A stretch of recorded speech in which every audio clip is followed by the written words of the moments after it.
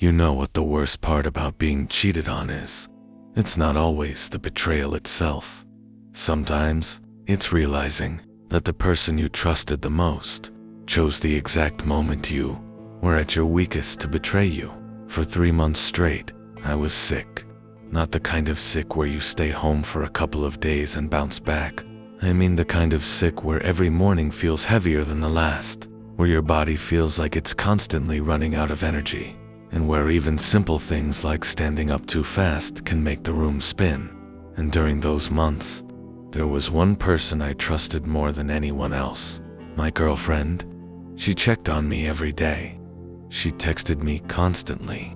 She told me she was there for me no matter what. But a year later, at a random barbecue, a friend said something that completely shattered that version of reality. Because apparently, while I was sitting in hospital waiting rooms, texting her because I was scared, she wasn't always where she said she was. Mystery tease. The craziest part is that the friend who told me didn't even realize he was revealing a secret. To him, it wasn't a secret at all. He thought I already knew. He said it casually, like it was common knowledge. But the moment those words left his mouth, I felt this strange feeling in my stomach, like a puzzle piece had just snapped into place. Because suddenly, certain memories started making sense in a way they never had before. But to understand why that moment hit so hard, you have to go back to the beginning. Reset timeline. Her and I had been together for about 2 years. We met in a pretty ordinary way. Nothing dramatic or movie-like, just the people who happened to meet through mutual friends. But from the start, things felt easy. She was calm, patient, the type of person who didn't bring unnecessary drama into situations.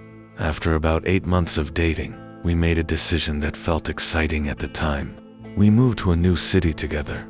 Neither of us had many connections there. No close friends. No family nearby, which meant that in a lot of ways, we only really had each other. At the time, that actually felt romantic, like we were building a new life together from scratch.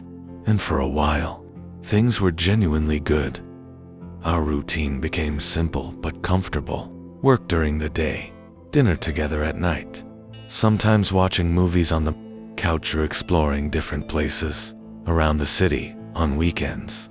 She was the kind of person who made stressful situations feel manageable. If something went wrong, she didn't panic. She just handled it calmly. And that's one of the reasons I trusted her so much. If someone had asked me back then whether I believed she would ever betray me, I probably would have laughed at the idea, because nothing about her personality suggested that kind of behavior. But trust can sometimes make you blind to things you would normally notice. And looking back now, there were small moments I probably should have paid more attention to. At the time though, everything seemed normal until the day my health started changing. Conflict phase. It started with simple fatigue. At first I thought it was just stress from work, but the exhaustion didn't go away. In fact, it got worse. Some days I felt like my body was operating at half capacity. Headaches became frequent. My energy disappeared. Eventually, I started scheduling doctor appointments just to figure out what was going on. That's when my life slowly turned into a cycle of waiting rooms, test results, and follow-up visits. And during all of this, she seemed supportive. She would text me during appointments, ask what the doctor said, remind me to eat, tell me to rest. Sometimes when I was sitting in the waiting room, I'd message her just because I felt anxious. Almost every time, she responded quickly, heart emojis, encouraging messages, little reminders that she was thinking about me. At the time, those messages meant a lot, because when you're dealing with something that makes you feel weak or uncertain, even small support can feel huge. But there's something strange about memory. When you learn the truth later, those same memories start to look different. Suspicious signs. During those months, I didn't notice anything suspicious, at least not consciously. But after everything came out, I started remembering little things. Small moments that didn't seem important at the time, like how sometimes she would say she was busy in the evening when, I asked if she wanted to grab dinner, or how occasionally she took longer than usual to reply to messages. Back then, I never questioned it. People get busy. People have their own lives. Trust means giving someone space without assuming the worst. And besides, I was too focused on my health to analyze every detail of her schedule.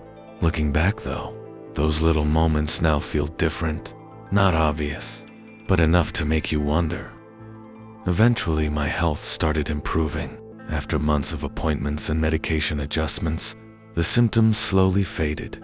My energy came back. Life started feeling normal again, but around that same time, something else changed. One evening, she sat down with me and told me she felt distant. She said the relationship didn't feel the same anymore. She needed space. At the time, I didn't see it as suspicious. Taking care of someone for months can be emotionally exhausting. I figured maybe she just needed time to reset, so we ended things. There was no screaming, no dramatic fight, just a quiet breakup, and eventually, life moved on. About a year later, I was at a barbecue with some mutual friends. Nothing special, just food, drinks, and casual conversation. At one point, someone mentioned a yoga studio. Then one of the guys laughed and said something that immediately caught my attention. He mentioned the guy she used to date from her yoga class. At first I thought he meant after our breakup, but the way he described it didn't match that timeline, so I asked what he meant. That's when he looked confused. Then he said something I'll never forget. Wait, you didn't know about that? Apparently during the same 3 months I was sick, she had been seeing someone from her yoga class regularly. Dates, spending time together, a whole second relationship happening in parallel with ours. And according to the timeline he described, it overlapped perfectly with the months I was going to doctor appointments, the months I was sitting in waiting rooms, texting her because I felt scared and exhausted while I was relying on her support. She was seeing someone else. For a long time after that conversation, I replayed memories in my head. Certain messages started feeling different. Moments that once seemed comforting suddenly felt fake. The part that hurt the most wasn't just the cheating, it was the timing. Because when someone betrays you during a normal moment in life, it hurts. But when they betray you during the exact moment you trusted them the most, it changes how you look at the entire relationship. Sometimes I wonder if she ever felt guilty, if she ever thought about what those months were like for me. But honestly, I'll probably never know, and maybe that's okay, because the truth already taught me something important. Sometimes the person you trust the most is simply the person you haven't discovered yet.